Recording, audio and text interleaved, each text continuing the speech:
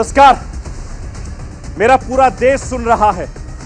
राष्ट्र की आवाज 130 करोड़ लोगों की एक ही आवाज आपके साथ। मैं हूं सरफराज, मैं सरफराज सैफी। सबसे पहले अपने दर्शकों को धन्यवाद देना चाहता हूं। आज राष्ट्र की आवाज अपने शानदार सफर के 150 दिन पूरे करने जा रहा है। 150 दिन के प्यार, 150 दिन के विश्वास, दर्शकों के प्यार और विश्वास की बदौलत ही मैंने और मेरी पूरी टीम ने यहां तक का सफर पूरा किया है। उम्मीद करता हूं आगे भी यह सफर साथ रहेगा, यह सिलसिला बना रहेगा। मैं राष्ट्र की आवाज के जरिए ऐसे ही आवाज बुलंद करता रहूंगा।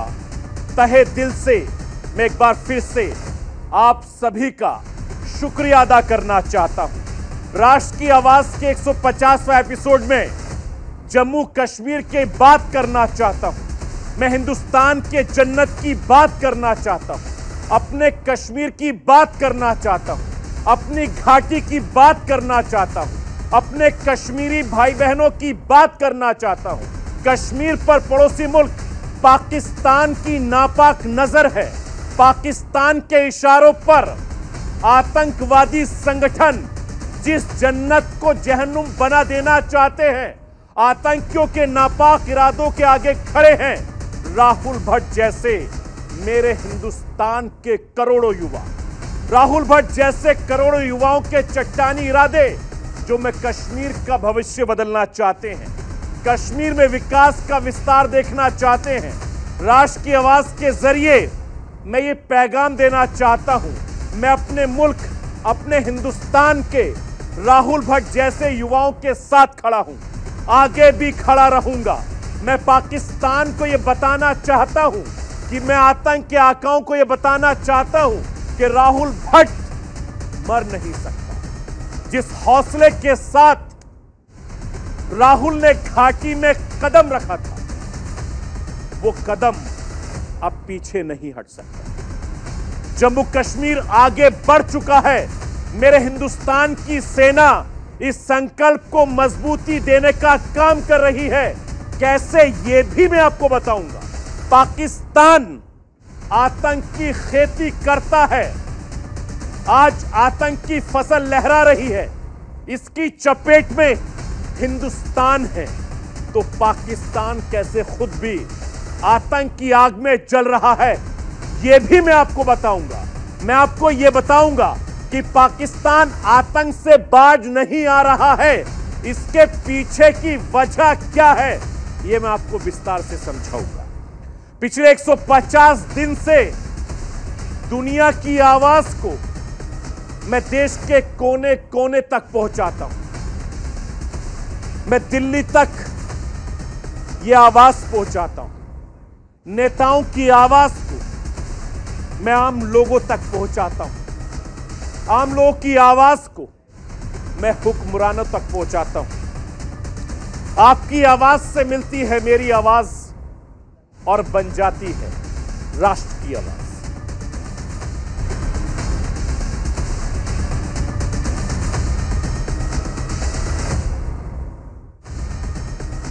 मैं अपने पड़ोसी मुल्क पाकिस्तान को यह बताना चाहता हूं, हर हिंदुस्तानी राहुल भट्ट है।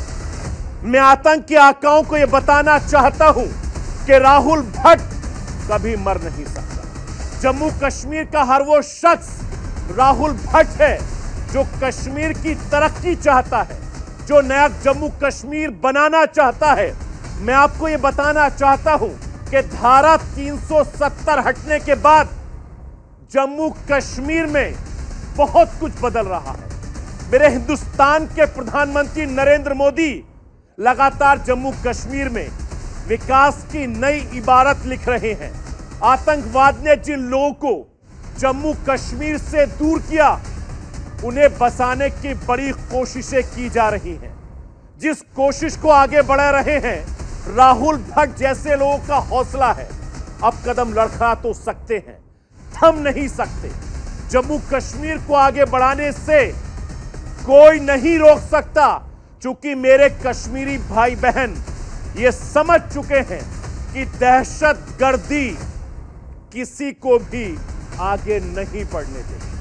अगर कोई गलत काम करता है तो आप कानून का सहारा लीजिए, दहशतगर्दी कर। राहुल तेरा खून से इंकलाब आएगा, राहुल तेरा खून से इंकलाब आएगा, राहुल तेरे खून से इंकलाब आएगा। कोई बात आवाज दो।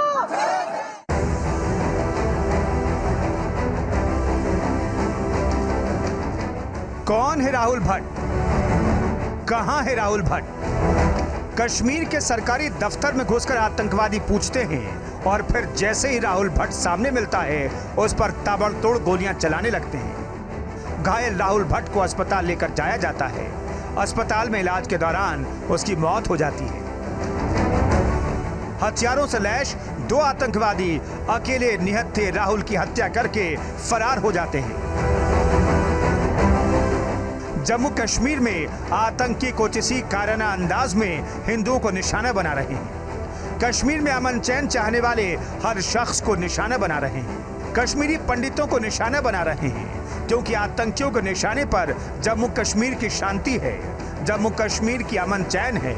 मकसद साफ है, जम्मू कश्मीर में कश्मीरी पंडित वापस ना आए। जम्मू कश्मीर में सुधरते हालात का संदेश देने वाला कोई हिंदू और मुसलमान यहां टिकने ना पाए। लेकिन जिस तरह का आक्रोश राहुल भट्ट की मौत के बाद पूरे जम्मू कश्मीर में देखने को मिला, पूरा जम्मू कश्मीर गुस्से की आग में उबलता दिखा। पूरा प्रदेश राहुल भट्ट के परिवार के साथ खड़ा दिखा, उनके परिवार के लिए आवाज बुलंद करता दिखा। क्या मदद पाने क्या हो गया बेचारे को, फिर वापस बेचारा चला गया। बेचारा क्या करो ना, इतना इज्जत है उसको बेचारे को, क्या करो। जेम्स मन कैसे साथी नौकरी में क्या कैसे साथी बाकी तुमने किया वो राक्षस में ही बे क्या बेके की कैसे साथी नौकरी राजकन बे क्या कोई नहीं सारे कैसे साथी रात को नाम लगी। बात कब हुई थी आखिरी जब बात? मैंने 3:30 बजे बातें नहीं, राहुल ने नहीं किया बातें, उसके पापा ने बात किया। हमारी डिमांड ये है, 3 डिमांड्स है शहीद राहुल जी के घर वालों के लिए। एक तो उन्हें 1 करोड़ का कंपनसेशन दिया जाए फॉर नोबल सोल। सेकंड, उनकी वाइफ को नौकरी दी जाए जम्मू में, न कि श्रीनगर में। और थर्ड, उनकी जो 6 साल की बेटी है उन्हें उनकी जितनी भी एक्सपेंसेस है, एजुकेशन एक्सपेंसेस है, वो गवर्नमेंट, स्टेट गवर्नमेंट या सेंट्रल गवर्नमेंट बॉन्ड करे। और उसके बाद जो मास का डिमांड है कि हम यहाँ पे अनीमोर हम सर्व नहीं करना चाहते हैं और हम लोग सब ट्रांसफ़र होना चाहते हैं जम्मू वैली। अगर वो हो सकता है तो वेल एंड गुड, अगर नहीं हो सकता है तो हमारा मास रेजिग्नेशन एक्सेप्ट किया जाए। स्थानीय लोगों की नाराज भीड़ बिना डरे अपनी आवाज बुलंद करती दिखी, बेखौफ अंदाज में पाकिस्तान के खिलाफ नारेबाजी करती दिखी। बताने के लिए काफी है कि इन लोगों के अंदर आतंकियों का खौफ नहीं, ये बेहतर और सुरक्षित कश्मीर चाहते हैं। इन्हें अपने कश्मीर से प्यार है, इन्हें पाकिस्तान से नफरत है। चल गया, चल गया, पाकिस्तान चल गया, चल गया, चल गया, पाकिस्तान चल गया, चल गया, चल गया, पाकिस्तान चल गया। यकीनन उनको गुस्सा है। ये पाकिस्तान के जो कायर आतंकवादियों ने घटना की है, इसके विरुद्ध पूरे जम्मू कश्मीर में, पूरे हिंदुस्तान में गुस्सा है। और इन कायर आतंकवादियों को चुन चुन के इनको मौत के घाट उतारा जाएगा। पहले भी हमारी सेना ने, आर्मी ने, पुलिस ने और पैरामिलिट्री फोर्सेस के जवानों ने, लश्कर हो, जैश हो, हिजबुल हो, कोई हो, पाकिस्तानी आतंकवादी संगठनों के जितने भी सरगना हैं, इन सबको मौत के घाट उतारा है। जिन्होंने दक्षिण कश्मीर में एक कश्मीरी पंडित, होनहार नौजवान श्री राहुल भट्ट साहब के ऊपर कायराना हमला करके उनकी हत्या की है, इन सभी कायर पाकिस्तानी आतंकवादियों को जमीन के पाताल से निकाल कर इनको मौत के घाट उतारेंगे। किसी पाकिस्तानी को, किसी दहशतगर्द को नहीं बख्शेंगे। बस एक कड़ा संदेश इन आतंकी आकाओं को देने की जरूरत है। घाटी में पाकिस्तान का नापाक एजेंडा चलाने वालों को देने की जरूरत है। एक नहीं है राहुल भट्ट, कश्मीर से प्यार करने वाला हर शख्स है राहुल भट्ट। घाटी में अमन चैन चाहने वाला हर शख्स है राहुल भट्ट। जम्मू कश्मीर की तरक्की चाहने वाला हर शख्स है राहुल भट्ट। मैं भी राहुल भट्ट। राहुल भट्ट की मौत पर नाराज इस भीड़ ने एक बार दहाड़कर अगर बोल दिया, मैं भी राहुल भट्ट, हम भी राहुल भट्ट, यकीन मानिए पाकिस्तान में बैठे आतंकी आकाओं के होश फाख्ता हो जाएंगे। फिर कोई आतंकी हिम्मत नहीं कर पाएगा, यूं किसी ऑफिस में या स्कूल में घुसकर पूछ नहीं पाएगा कौन है राहुल भट्ट। राहुल तेरा खून से इंकलाब आएगा, राहुल तेरा खून से इंकलाब आएगा, राहुल तेरे खून से इंकलाब आएगा। जम्मू कश्मीर के बड़गांव जिले के चदुरा इलाके में बड़ा आतंकी हमला हुआ। एक बार फिर एक कश्मीरी पंडित को निशाने पर लिया गया। बताया जा रहा है कि संदिग्ध आतंकवादियों ने तहसील कार्यालय में घुसकर सरकारी कर्मचारी राहुल भट्ट पर ताबड़तोड़ गोलियां चला दी। घायल राहुल भट्ट को अस्पताल में भर्ती कराया गया, जहां इलाज के दौरान उन्होंने दम तोड़ दिया।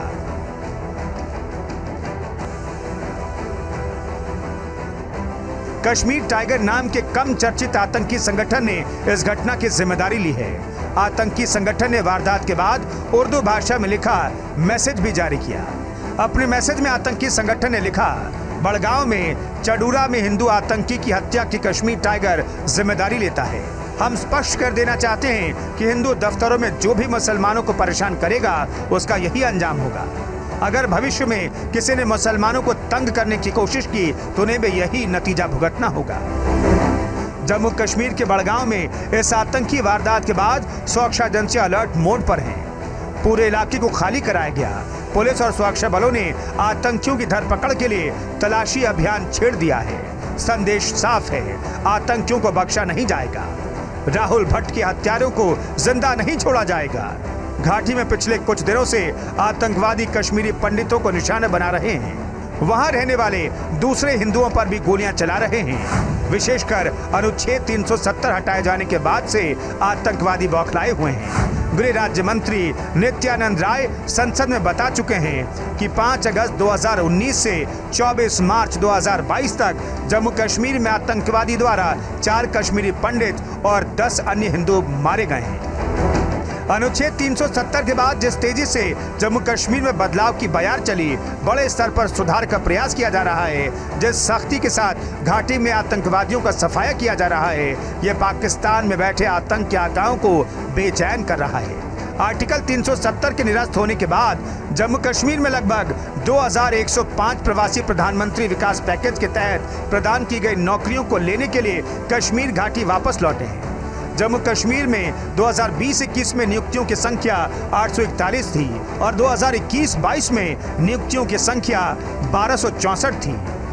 इतना ही नहीं, जम्मू कश्मीर में औद्योगिक विकास के क्षेत्र में 51,000 करोड़ रुपए के निवेश के प्रस्ताव आए हैं, जो वहां के नौजवानों को रोजगार देने में बहुत ही सार्थक है। 4,50,000 लोगों से अधिक को रोजगार मिलने की संभावना है।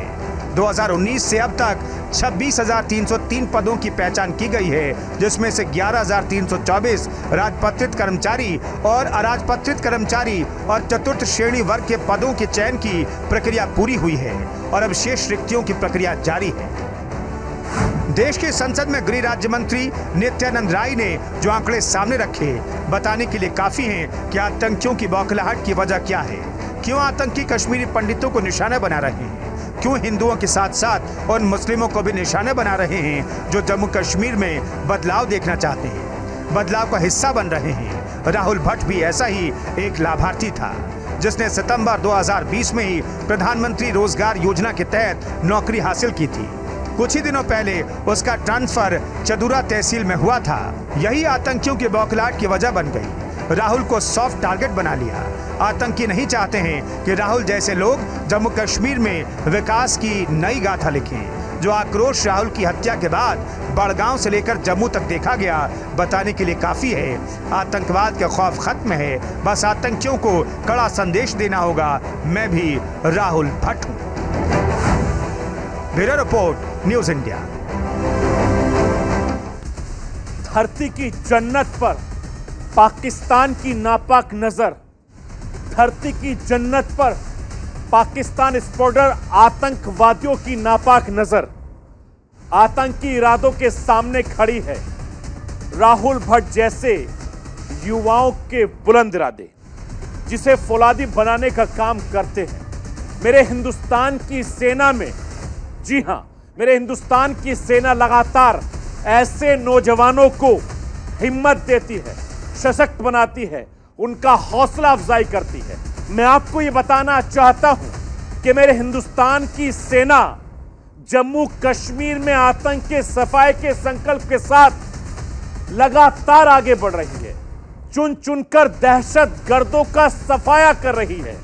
जो भी कश्मीर के विकास में बांधा बंधेगा, मेरे हिंदुस्तान की सेना उसे जड़ से उखाड़ने का काम कर रही है। और यह मेरे हिंदुस्तान की सेना की ताकत है, दम है कि दहशतगर्दों को चुन चुन के या तो मारती है या सरेंडर करने को मजबूर करती है। सेना ने लिया राहुल भट्ट की मौत का बदला। चिता की आग ठंडी होने से पहले लिया बदला। दोनों आतंकियों का सेना ने किया सफाया। मुठभेड़ में मारे गए कश्मीर टारगर्स के आतंकी। जम्मू कश्मीर से राहुल भट्ट की हत्या की खबर आई। राहुल की हत्या से नाराज लोगों के विरोध प्रदर्शन की खबर आई। सड़कों पर हिंसक प्रदर्शन की खबरों ने सबका ध्यान अपनी ओर खींचा। राहुल भट्ट की शव यात्रा देख देश की आंखें नम हो गई।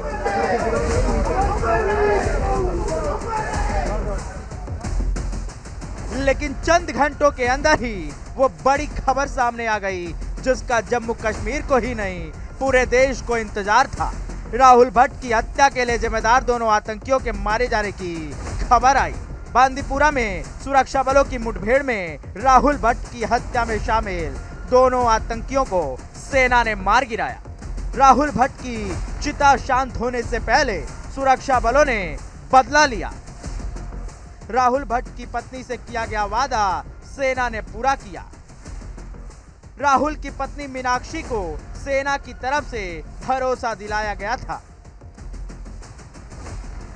हम 2 दिन में आतंकियों को घसीट कर मारेंगे, राहुल भट्ट के हत्यारों का सफाया करेंगे।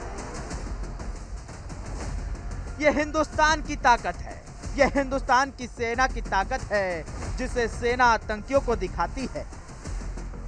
पाकिस्तान को अपनी हदों में रहने के लिए समय समय पर जताती रहती है। राहुल भट्ट की हत्या के बाद से ही सुरक्षा एजेंसियां अलर्ट मोड पर थी। पूरे प्रदेश में छापेमारी तेज कर दी गई थी। कश्मीर टाइगर्स नाम के आतंकी संगठन ने राहुल की हत्या की जिम्मेदारी बकायदा लेटर जारी करके ली थी। सुरक्षा एजेंसियों को खुली चुनौती दे डाली थी। अब सेना की बारी थी। खुफिया सूत्रों के मुताबिक राहुल भट्ट और एसपीओ हत्या में जो मोडस ऑपरेंडी सामने आई है वो लश्कर के आतंकियों की है जो हिट एंड रन में माहिर माने जाते हैं। सुरक्षा बलों को जम्मू कश्मीर के बांदीपोरा के बराल इलाके में कुछ आतंकियों की मौजूदगी की सूचना मिली, जिसके बाद इलाके में सर्च ऑपरेशन चलाया गया। आतंकियों ने सुरक्षा बलों पर जब फायरिंग शुरू की, ऑपरेशन मुठभेड़ में तब्दील हो गया और आखिर आतंकियों के मारे जाने की खबर भी सामने आ ही गई। कश्मीर घाटी में स्थानीय लोगों पर हुए हमले के पीछे लश्कर और जैश का हाथ सामने आता रहा है, लेकिन अंतर्राष्ट्रीय स्तर पर खुद को बचाने के लिए पाकिस्तान ने नापाक चाल चली है। खुफिया एजेंसी ISI के इशारे पर लश्कर और जैश के आतंकी कश्मीर टाइगर्स नाम से घाटी में दहशत फैलाने का काम कर रहे हैं। इसका मुखिया मुफ्ती अल्ताफ दिसंबर 2021 में ही मारा जा चुका है। कश्मीर टाइगर्स को अल्ताफ उर्फ अबू जार ने ही बनाया था। खुद अल्ताफ जैश का आतंकवादी रह चुका था। आपको याद होगा 13 दिसंबर 2021 को कश्मीर के पंपोर इलाके में जम्मू कश्मीर पुलिस की बस पर हमला हुआ था। इस हमले में 1 दर्जन से ज्यादा पुलिसकर्मी घायल हुए थे और 2 पुलिसकर्मी शहीद भी हो गए थे। इस हमले की जिम्मेदारी भी कश्मीर टाइगर्स ने ली थी। तब सुरक्षा एजेंसियों ने अल्ताफ को 17 दिनों में ही ढूंढ निकाला था, अपने साथियों की मौत का बदला लिया था। 30 दिसंबर की रात को अल्ताफ को उसके 2 साथियों समेत नौगाम अनंतनाग में एनकाउंटर में सेना ने मार गिराया था। जम्मू कश्मीर के अंदर कश्मीर टाइगर्स के मुखिया की मौत का मामला हो या अब राहुल भट्ट के मौत के लिए जिम्मेदार आतंकियों के सफाई की सूचना बताने के लिए काफी है कि घाटी में सेना पूरे संकल्प के साथ आगे बढ़ रही है। घाटी को आतंक मुक्त करने के लिए संकल्प के साथ आगे बढ़ रही है। साल 2021 के आंकड़े बताते हैं कि पिछले साल सुरक्षा बलों ने अपने संयुक्त अभियान में कुल 171 आतंकवादियों का खात्मा किया है। इससे 19 पाकिस्तानी आतंकवादी और 152 स्थानीय आतंकवादी थे। साल 2022 में भारतीय सेना ने सिर्फ 4 महीने में 62 आतंकियों को मार गिराया है। आतंकियों के खिलाफ घाटी में चलाए गए अलग अलग ऑपरेशंस में इन सभी का अंत किया गया है। बड़ी बात यह है कि 62 आतंकियों में से 15 आतंकी विदेशी हैं। भारतीय सेना का एक ही मकसद है, जम्मू कश्मीर में आतंक की कमर तोड़ना, विकास में बाधा बन रहे आतंकियों का सफाया करना, घाटी को अशांत करने वाले पाकिस्तान के नापाक प्लान को फेल करना। 6 मई को अनंतनाग जिले के पहलगाम में अमरनाथ यात्रा मार्ग के पास सेना ने एक बड़े ऑपरेशन में A++ श्रेणी के हिजबुल कमांडर अशरफ मौलवी और उसके 2 साथियों को ढेर किया है। अशरफ मौलवी 2013 से घाटी में सक्रिय था और वो वांटेड आतंकियों की टॉप 10 सूची में शामिल था। संदेश साफ है, अब जम्मू कश्मीर के अमन चैन से समझौता नहीं किया जाएगा। जो भी जिस भी रूप में इस विकास यात्रा में बाधा बनेगा, तय है कि उसका सफाया किया जाएगा। राहुल भट्ट के हत्यारों का सफाया कर सेना की तरफ से एक बार फिर बड़ा संदेश पाकिस्तान को दिया गया है, आतंक के आकाओं को दिया गया है। Bureau report, news India. पड़ोसी मुल्क पाकिस्तान की पहचान एक फेल देश के तौर पर होती है। पाकिस्तान की पहचान दहशतगर्द की नर्सरी के तौर पर होती है।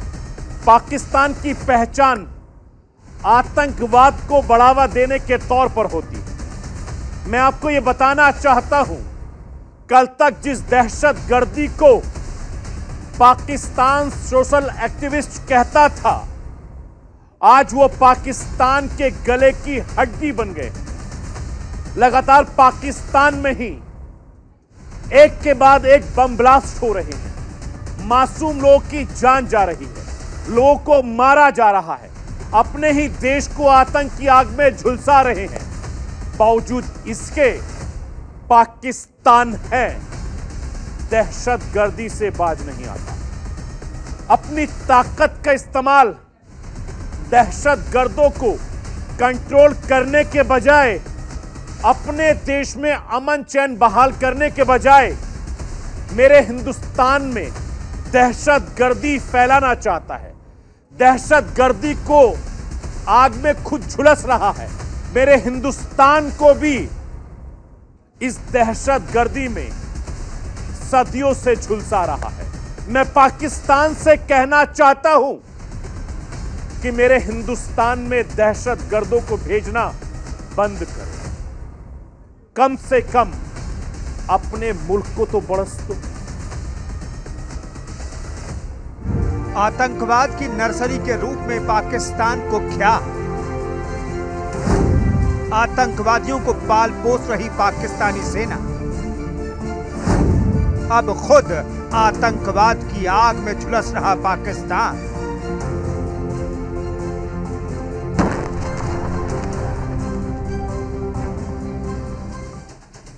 पाकिस्तानी वजीर आजम दुनिया भर में घूम घूम कर विक्टिम कार्ड खेलते रहे हैं, आतंकवाद से पीड़ित देश बताते रहे हैं, लेकिन हर बार पाकिस्तान का विक्टिम कार्ड फ्लॉप हो जाता है।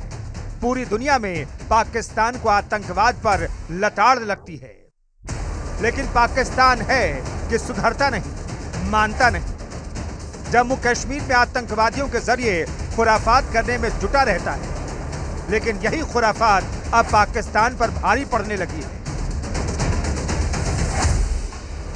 जिन आतंकवादियों को पाल पोस कर बड़ा किया, वही आतंकवादी अब पाकिस्तान की जड़ें खोद रहे हैं। आर्थिक राजधानी कराची धमाके से दहल उठा। कराची के सदर इलाके में यूनाइटेड बेकरी के पास आईईडी ब्लास्ट किया गया। इस विस्फोट में एक नागरिक की मौत हो गई, जबकि 13 लोग जख्मी हो गए। धमाका इतना जबरदस्त था कि आसपास मौजूद गाड़ियों में आग लग गई। इसके अलावा यहां मौजूद अपार्टमेंट, दुकानें, कारों की खिड़कियों के शीशे टूट गए। बताया जा रहा है कि धमाके के टारगेट पर कोस्ट गार्ड के जवान सदर इलाके से जा रहे थे। उसी वक्त जोरदार धमाका हुआ।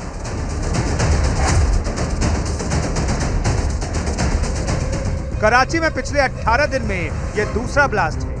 इससे पहले 26 अप्रैल को कराची विश्वविद्यालय के कैंपस में धमाका हुआ था, जिसमें 4 लोगों की जान चली गई थी। मरने वालों में 3 चीनी नागरिक भी शामिल थे। धमाके के बाद घटना का वीडियो भी सामने आया, जिसमें दिखा कि महिला फिदायीन आतंकी ने अटैक को अंजाम दिया।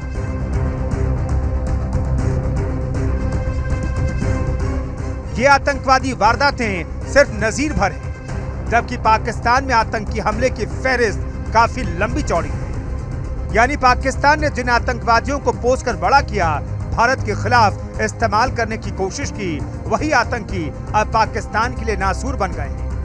आए दिन धमाके कर रहे हैं और पाकिस्तान को लहूलुहान कर रहे हैं। अब तो आतंकियों के निशाने पर चीनी नागरिक भी हैं। कहा जाता है कि आतंकियों की पौध को तैयार करने का काम पाकिस्तान में पाकिस्तानी सेना करती है।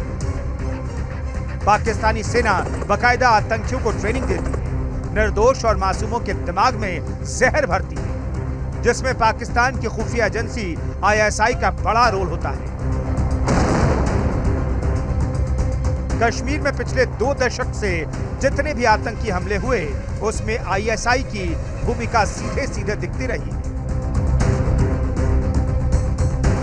ISI की मदद से लश्कर ए तैयबा, जैश-ए मोहम्मद समेत कई आतंकी संगठनों ने खूनी खेल खेला। हाफिज सईद, जो भारत के खिलाफ जहर उगलता है, जिसने भारत में कई आतंकी वारदातों को अंजाम दिया, इस आतंकी को आगे बढ़ाने में ISI का अहम रोल रहा है। वहीं कंधार विमान के बदले छोड़ा गया आतंकी मसूद अजहर भी भारत में कई आतंकी वारदातों के पीछे साजिश में शामिल रहा है।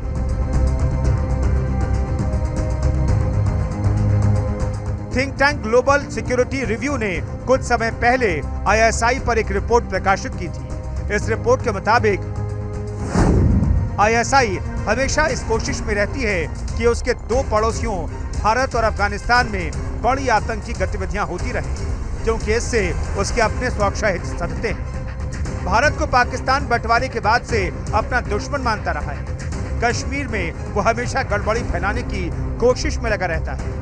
इसलिए हर कुछ समय के बाद ISI की मदद से सशस्त्र आतंकवादियों को भारत में घुसाता है। अब पूरी दुनिया मानने लगी है कि ISI के जरिए पाकिस्तान अपने पड़ोसी देश भारत के साथ प्रॉक्सी वॉर चलाता रहता है। इस इंटेलिजेंस एजेंसी के जरिए आतंकवादी संगठनों का इस्तेमाल एक तरह से पाकिस्तान की फॉरेन पॉलिसी का अंग बन चुका है। ऐसे में आपको बताते हैं कि ISI ने किस किस आतंकी संगठन को खड़ा किया।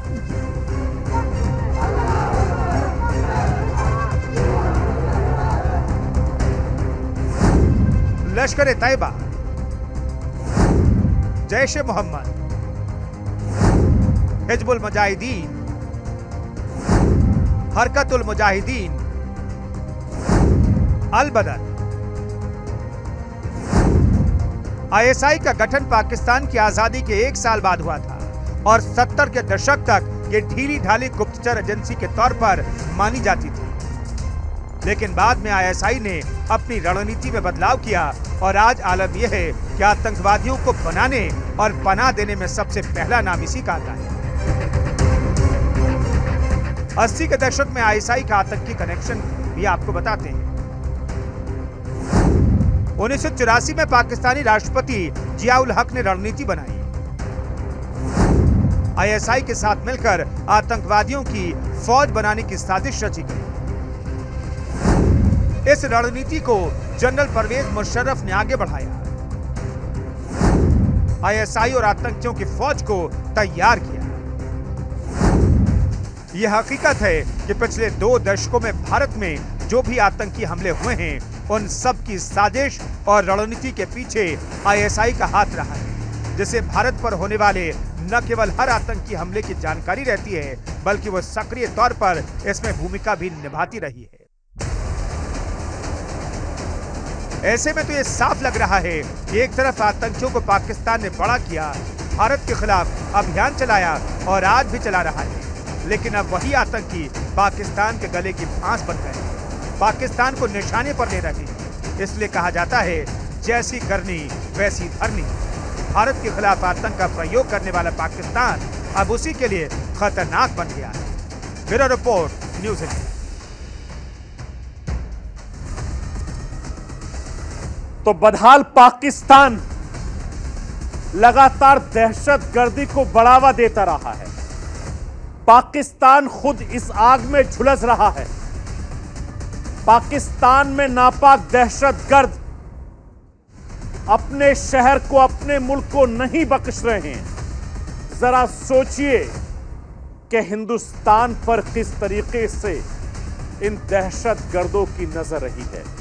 और मेरे फौजी भाई लगातार इन दहशतगर्दों का सफाया करते थे, सफाया करते हैं और आगे भी इन दहशतगर्दों का सफाया करते रहेंगे।